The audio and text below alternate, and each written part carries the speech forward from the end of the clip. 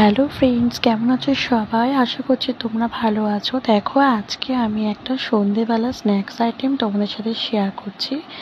তো আজকে এটা বানিয়েছিলাম, তাই ভাবলাম তোমাদের সাথেও শেয়ার করি।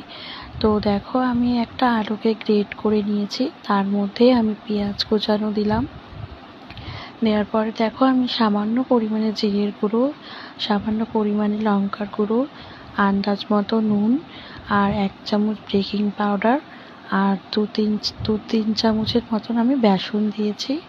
দেওয়ার পরে দেখো, একটু ধনে পাতাও কোচানো দিয়েছি। দেওয়ার পরে এটাকে আমি ভালো করে মাখিয়ে নেব, ঠিক আছে? তো দেখো, এই আইটেমটা কিন্তু তোমরা চা বা কফির সাথে খেতে পারো। আর আইটেমটা কিন্তু দারুণ হয়েছিল। আর আমার ছেলেও খুব ভালো লেগেছিলো, আমার হাজব্যান্ডেরও ভালো লেগেছিলো। আমরা কফি দিয়ে খেয়েছিলাম, ভীষণ ভালো লেগেছিলো। তো তারপরে এটাকে আমি ভালো করে হাত দিয়ে মাখিয়ে নেব। মাখিয়ে নেওয়ার পরে দেখো, আমি 2টো ডিম সেদ্ধ করে রেখেছি। ডিম সেদ্ধটাকে গোল গোল করে তোমরা কেটে নেবে। দেখো, আমি এইভাবে কেটেছি। কাটার পরে আমি ওই পুরটা দিয়ে আমি একটা হাতে শেপ দিয়েছি। তারপরে ব্রেড ক্রামের মধ্যে কোট করে দেখো, আমি গরম তেলে একদম আঁচ কমিয়ে একদম কড়কড়ে করে ভালো করে ভেজে নিতে হবে কড়া করে।